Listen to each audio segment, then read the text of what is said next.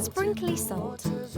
Anglesey, Wales, in the salty sea, where the fishermen sail.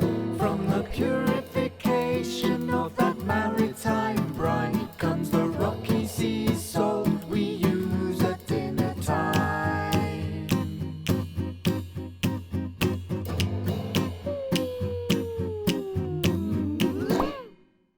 Hello everybody, hello children, welcome to today's online field trip. I'm Sam and this is David, who is our expert for today. Hello David. Hello Sam. Hi. Thank you for having us here, it's amazing. Welcome to my beach.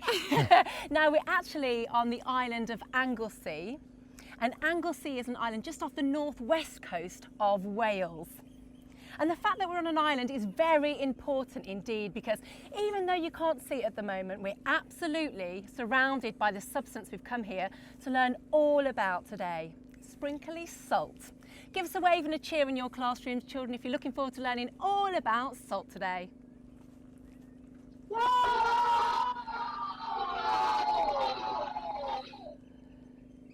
Great stuff. Well, I'll tell you what, let's meet you all now. Let's go to each class one by one. So first of all, let's go to Mrs. Plackett's class. They're in Ravenfield Primary. Hello, everybody. Hello.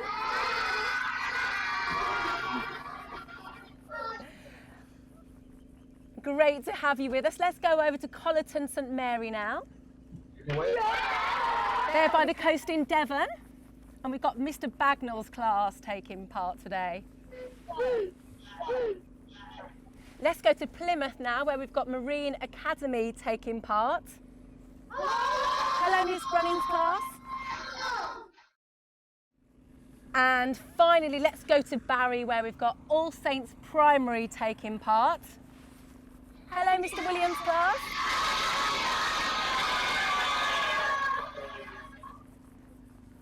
Great stuff. So David, have we got any Welsh? Can we say hello to the class in Barry in Welsh? So we'll say Pnawn da, which means good afternoon in Welsh. So it's good to have a Welsh school with us today. Pnawn da, All Saints Primary. So first of all, David, before we start learning all about salt today, whereabouts are we? Because this is amazing. We're in Wales. We're in an island off the coast of Wales called Anglesey. And we're on the Menai Strait, which is a narrow length of water between us and the mountains. Now the water here is very clean, isn't it? It's extra clean because it's come on the Gulf Stream, and we know it's clean because we used to breed baby seahorses in a sea zoo down the road. Wow, and I understand they're very picky, aren't Yeah, they? Mummy and Daddy seahorses insist on the absolute best, cleanest seawater, so we couldn't be anywhere better. Wow, so clean seawater is important for seahorses. It's very important as well for making salts, which you do just over there, don't you? We do indeed. We make sea salt up there, and what we do is we take this really clean seawater, we take a jug of this clean seawater, and that's a liquid, and we turn it by magic into a solid, Wow. into sprinkly salt. Wow. And it is an exciting process to go from liquid to solid. And we're going to be learning all about this process, aren't we, are, David? we are. What else are we going to be learning today? We're going to be learning about evaporation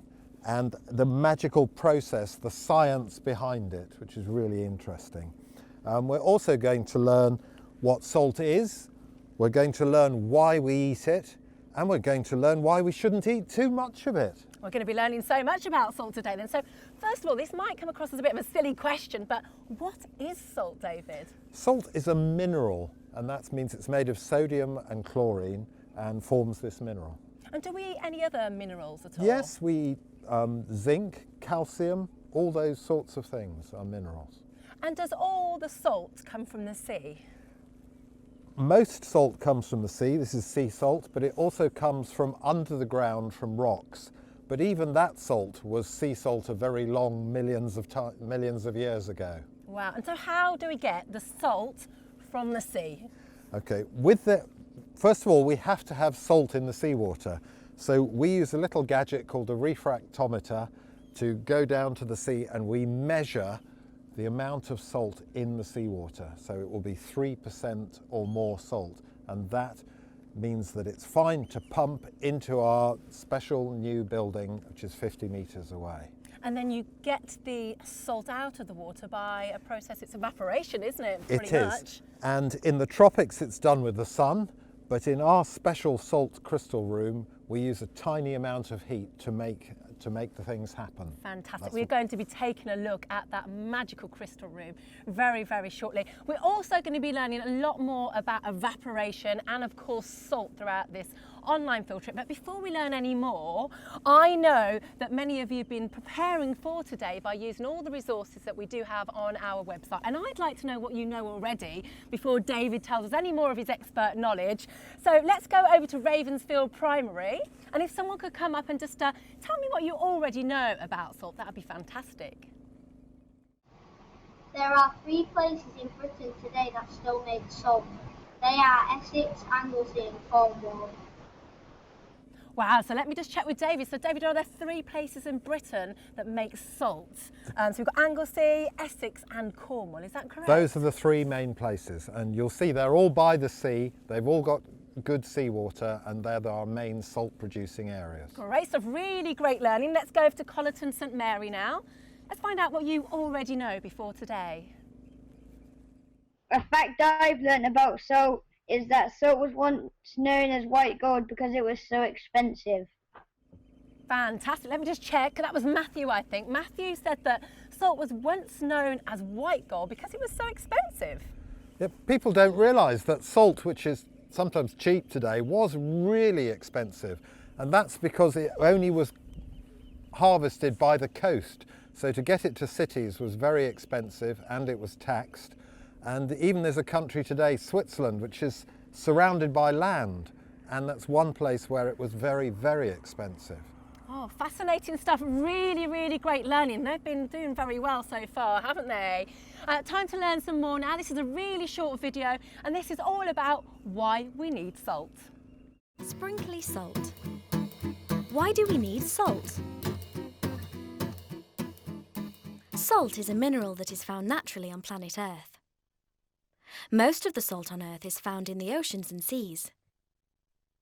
In fact, there is so much salt in seawater that if you were to extract it all and sprinkle it over all of the dry land on the planet, the salt would be 35 metres deep. Salt can also be found deep in the earth, in places where ancient seabeds once were. And salt has even come to Earth on meteorites from space. All living things need some salt to survive, including human beings. Salt helps us regulate our body temperature, which is very important, as well as helping to control how our muscles and nerves work. Salt is so important that some of the oldest roads in the world are salt roads, meaning they were built to transfer precious salt to places where there was no natural source. The Via Salaria in Italy, for example, is an ancient road that has been used to carry salt from the Adriatic Sea to Rome for thousands of years. Animals that eat meat get some salt from their food, as all animal tissue contains salt. Plant tissue contains salt too, but not nearly as much. This means that animals that only eat plants need another source of salt in their diets.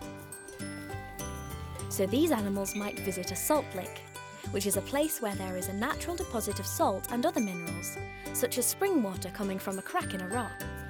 With that in mind, can you guess what these elephants are doing? When people first discovered these strange scratches on the walls of this cave, they had no idea what could have made them. The answer to the puzzle turned out to be some very clever elephants. The elephants can't get enough salt in their diets from the food they eat on the mountain, so they come into the caves and mine salt from the walls using their strong tusks. Even though, just like for the elephants, salt is essential to our bodies, we need to be careful that we don't eat too much of it, because it can be unhealthy for us. Too much salt can cause problems for our heart and kidneys. People have learned to like the taste of salty foods, so it is very easy to eat too much of it. Lots of the prepared food that we buy is high in salt, and we may not even realise. Things like pizza, smoky bacon, and even breakfast cereal. In fact, just half a pizza contains 70% of our daily salt allowance. Learning how to read nutritional information on food labels is the best way to make sure you know how much salt there is in a product, so that you can choose foods that are lower in salt and keep your body happy and healthy. We're now in the rather magical sounding salt crystal room. We're surrounded by these quite shallow trays that seem to be steaming. This looks absolutely magical in here, David. What is happening? This is magical. This is my kitchen. This is the exciting bit. And what we're going to do, and what you're seeing, is we're taking the concentrated seawater, the very strong brine, and we're putting it in these trays with a special little hose like this. So this is straight from the sea, because we are really close to the sea. It's been filtered and concentrated, and if you think of clouds can only hold so much moisture and then it's got to start raining, we've done the same thing with seawater. We've got it as much salt as we can in a liquid, and then we put it in these shallow trays and we mix it thoroughly. And I'm going to do our secret Galaxy swirl. If I pick up the thing we swirl with. So what's the secret Galaxy swirl then, David? Well, we want to make sure that this brine is really well mixed. So there's a shape we follow around like this. So what would happen if you just mixed it round and round in a circle like you would say if you were making a big soup or something, just in a pot? Well, for us, you might get the salt forming at the edges, but not all over. So when we've done it, and it takes 3 months to learn how to make salt, so we've got it all mixed up, and then we're going to jump forward to the next one. It's going to stay really quiet, really shallow, with a little bit of heat, and then after 1 day, it looks like this. Wow. Now, come and see this bit. I can feel the heat coming from this heater here. So a secret swirl, some heat, and then this is what we have. And this is what it looks like after a day. And if I just put the salt has changed from being in a liquid to being a solid. Wow. And you can see that that is a flaky crystal. And we hope you'll have done some experiments that might show this, but that can come later. Wow, so I can see there's little flakes of salt on the top, but once they get heavy, do they sink to the bottom? Yep, there's something called surface tension. They get bigger and then they sink. And it doesn't look like there's very much here. But if I now harvest some, and we put this special food implement in, and you can see in that 1 day, there's the magical result. It looks like snowflakes, doesn't it? It does. You can see it sparkling. Wow. You can see the water coming off. Let me just grab that one. Looks huge. Oh, look at that. And will they stay like this, David, or will they just they're very, very fragile. We'll now grade them to the size that whatever customer wants. So some customers want a powder, some want sprinkly flakes, some want fine salt. But this is the first stage, is that all the salt looks like this. And we'll take this and we'll put it in a tray over here. So really it just takes a day from seawater to this? Yeah. And do you fill the whole tray up? Yes, we'll fill a succession of white trays until this is empty. And we'll just go on doing this gently. It's very fragile, but... God, it really is magical, isn't it? And I still get a kick out of doing this. And this is chemistry, this is science, this is food. This is something that is done with care and passion. There's 23 people whose jobs all focus around doing this. Wow. So is that salt that you've just dug out of here, is that ready, or is there another process? No. We will then take that and we'll rinse it and grade it to get the right sized flakes, the right taste, because as well as salt, there's other minerals. There's chalk, zinc, magnesium, calcium, things we need for bones and teeth and hair and to be healthy. There's that in there as well.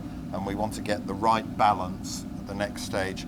And then, of course, we've got to dry it, because you don't put wet salt on your food, you put dry salt. So we've got to put it in an oven, a very low temperature oven, and then it will go off to be packed and go to whoever the final customer is. Great stuff. Really is a magical process. Thank you so much, David. Let's take a look at the process in finer detail now in this short video. Salt from sea to cellar. Sprinkly salt. Salt from sea to cellar. If you have ever been to the seaside and had a swim in the sea, you'll know that seawater is very salty. In fact, this water, which comes from the Atlantic Ocean, is actually 3% salt. Here at this salt factory in Anglesey, which is an island off the northwest coast of Wales, they make sea salt by extracting it from seawater so that people can use it when cooking food. To make 2 tons of sea salt, first 20,000 litres of seawater are pumped from the sea through these pipes into this huge holding tank at the factory. Did you know that 20,000 litres is enough water to fill a swimming pool? Next, the seawater is filtered to clean it of any sand and seaweed, before it is pumped into this evaporator, where it begins to be heated up. As the seawater is heated up to boiling point, steam rises off it. The steam doesn't contain any salt, so the remaining water becomes even saltier. Once enough water has evaporated, it is pumped out of the evaporator and into the blending tank, where different batches of seawater, which are now called brine, are blended together so that they have the correct percentage of salt for the next step. The amount of salt in the brine is called its salinity. The salty brine is then pumped into these shallow tanks, which are called crystallizers. This is where the salt crystals will form. The salt harvester stirs the brine in a figure of 8 shape like this, to ensure it is well mixed and the water in the brine evaporates evenly. As the crystals start to grow on the brine's surface, they eventually get too heavy to float and sink to the bottom of the tank. When the salt crystals have finished forming, the harvesters gently scoop out the flakes and place them in these plastic trays. Next, they rinse the crystals until the right texture and degree of sparkle is achieved. Then the piles of salt are put into low-temperature ovens to dry. A very small amount of moisture is left in the salt, because this helps to keep it crisp. When it is ready, the salt is weighed and bagged up, then packed into boxes and jars, ready to be sent all over the world for people to use when cooking their food. Welcome back. We hope you enjoyed that. It's so simple, the process, isn't it? But fascinating to think that we get this from sea salt. Really fascinating indeed. But we did learn in that video, David, that you need the seawater to be 3% salt. So how do you make sure that the seawater's right? That's right. We use a very simple bit of scientific instrument called a refractometer, and we just take 1 drop of seawater, put it on, and that will measure how much salt is in the water. And we need it to be at least 3%. And when it is, it's thumbs up, and then we pump seawater into our swimming pool tank. Great, so all systems go when you get Yes. 3%, great stuff. And children, we did learn earlier that we do need a little bit of salt in our diet to stay healthy, but not too much. So the recommended daily intake for children aged 4 to 6 is 3 grams, is about half a teaspoonful. For children aged 7 to 10 is 5 grams, and then from children who are age 11 up to adulthood is 6 grams, which is about a teaspoonful. So that's not very much salt at all. And David, we have to be careful with processed foods as well, because often salt is hidden inside those. That's right, because often people think the only salt is salt they can see. What they don't realise is that 3/4 of the salt we eat is actually already gone into the food. So if you talked about cornflakes, a bowl of 30 grams of cornflakes has had nearly 1/4 grams of salt in it. Wow. So that's one obvious thing. Another is cheese, which is good for you, but it's got 1/2 gram of salt in 30-gram portion. So there is some in there. Okay. And then lastly, your bread or toast, that has 1/2 gram of salt in a couple of pieces of bread. So you have to remember that you're eating salt anyway in those ordinary foods. Yep, and baked beans as well. I mean, many of our children will have this maybe for breakfast or lunch or even dinner. 1.3 grams of salt in that. That's about half a tin there. So you have to be very, very careful and take all this into consideration when eating everyday food, don't you? Yeah. Now, children, I know that you have been getting all scientific in your classrooms this week and learning all about salts. So I would love to know how you got on with your experiment. So if you could come up and tell us how you got on. We'll go over to Ravensfield Primary first of all. Could you tell us what you investigated during your experiment? We investigated evaporation and we found salt crystals on the side of the glass and less water fell in the glass. Great stuff. So they've been testing evaporation. So they got a salt on the side of the glass and then the water was sort of left at the bottom. Right. So you've begun to see evaporation and it's happened round the side. That's really interesting. Great So that's stuff. the process starting. That's the beginning of evaporation. So if they left it a little bit longer, Yep. then it would get more and more salt in the bottom of the glass, would it, Dave? It would form on the top and then it would sink to the bottom. So if you keep going with that experiment. Just like we've seen in our videos and when we were inside. Fantastic stuff. Really great work, Ravensfield. Let's go over to Colleton St Mary's now. How did Mr Bagnall's class get on with their experiment? We've been investigating the amount of salt in our foods. We looked at the information given on packets and tins on various foods at home and recorded the amount of salt we found in them. I was surprised to find out that there was salt in natural yoghurt.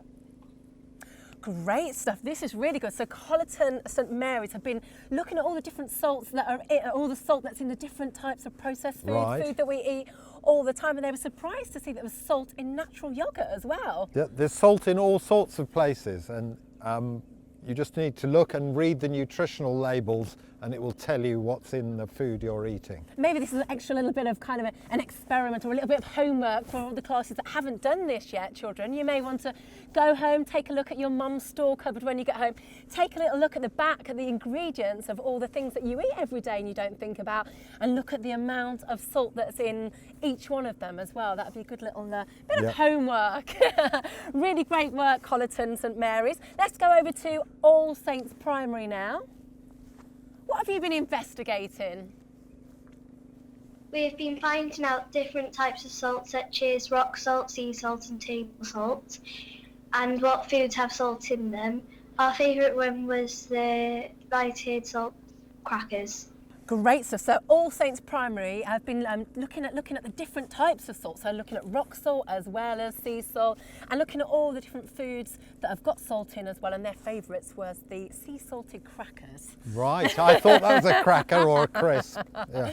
Great stuff. And we've also got a kit in each of your classrooms if you haven't had an opportunity to do the experiments yet. So I know that Marine Academy have got one and are looking forward to doing their experiments.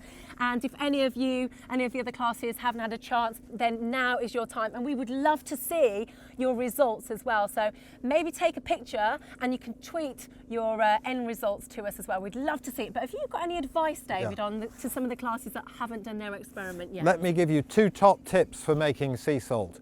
One is you need gentle heat and you need to leave it alone. When you put your liquid in a warm room, leave it alone. And if no little fingers going, oh, let me just see if there's anything in there. Because I'd be doing that. I'd be quite tempted to touch So it. I've been making sea salt for a long time, and this is what you should be aiming for, is big crystals. And if I pick one up, you'll see here, it's a great big crystal, and they form flat on the top. If you leave them alone and in a quiet place, you get these lovely crystals. Wow, wow. Would you be very impressed if our schools tweeted us a picture of a crystal like that, David? I'd love to see what you've been doing, because we want more salt makers in the future. Brilliant. Well, I think we've got some budding ones there already. They've obviously got very interested in salt and how it's made. So you may have somebody come to work with you in the future. That'd be good. Well, that would be exciting. Now, I know we must have some questions for you right now, David, because the children have really thrown themselves into this online field trip. So let's go over to Ravensfield Primary. And does anyone have a question for David at all? How much salt should you have, and are there any calories in salt? Calories. Oh, I think that was Logan. Great question, Logan. Logan wants to know, how much salt should you have and how many calories is in salt? Well, for your age, Logan, you want 3 grams of salt. That's half a teaspoon altogether, including the processed foods that we've talked about. And no, there aren't any calories in sea salt. Oh, okay, fascinating stuff. Really great question. Let's go over to Collerton, St Mary. You rinse the salt flakes in towards the end of the process. I think that was Tegan. So Tegan would like to know how you make the brine that you use to wash the flakes at the end of the process. We make the brine really, really salty. We call it super saturated and rinse it with that. And that's important because otherwise it would dissolve the salt. Oh, so if you use just plain water, it would just all go away. Back into the water. Very clever indeed. Really great question. Let's go over to Marine Academy now. Do you have a question for David? How many salt do you make each day? Great, so they'd like to know how much salt do you make each day, David? Well, we use about a swimming pool of seawater, and that gives us between 8 and 10 wheelbarrow loads of sea salt. So a few 100 kilos of salt is our harvest for the day. That's a lot of salt. That's right. Fantastic, really great question. Let's go to All Saints Primary now. What would you like to ask David? If sea salt comes from the sea, where does table salt come from? Really great question. That was Summer. Summer would like to know, if sea salt comes from the sea, where does table salt come from? It's a great question. And sea salt comes from the sea, but table salt also comes from the sea, although a lot of it comes from the rocks because it was in the sea a long, long time ago and has dried out over the years and is then under the rocks. Fantastic. So that's the answer. Great. Thank you so much, David. Great questions, children. Really fantastic. One last question from me. What's the best thing about your job, David? Being able to be on the beach. And every day I go for a walk on the beach to test the seawater and to take my 2 Jack Russell dogs for a walk. Fabulous, and what a great place. And children, you may have heard the birds. We've got some amazing birds over there sort of tweeting away, aren't they? I mean, they are. We really are in the middle of nature here, aren't we? Yep, there's oyster catchers behind us and they're tweeting, and we hope you're going to be tweeting with what you're doing. Great stuff. Well, thank you so much for having us on your beach, David. It's been great. Thank you so much for learning all about salt with us today, children. And don't forget, if you haven't signed up already, you can sign yourself up for a free farm to fork trail. It really is loads and loads of fun. You just need to get on the website and register, and you'll learn all about where your favourite foods come from. So make sure you sign up for that one. But it's goodbye from me and David here in Anglesey, and the birds and all the other wildlife we're surrounded by. Thank you so much for watching. Thank you. Goodbye, everybody. Hope you've learnt a lot. Bye. Goodbye, Ravensfield Primary. Bye. Goodbye, Collerton St Mary. Goodbye.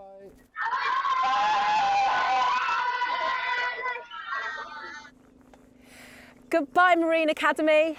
Goodbye, Plymouth.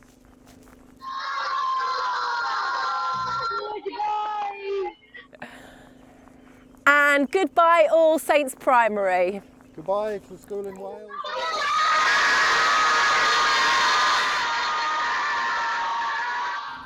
It's been great to have you all with us today. Don't forget to join us for our next online field trip, which will be taking place on the 25th of February, where we're going to be learning all about sugar. So make sure you join us for that, and we'll see you next time. Goodbye, everybody. Bye.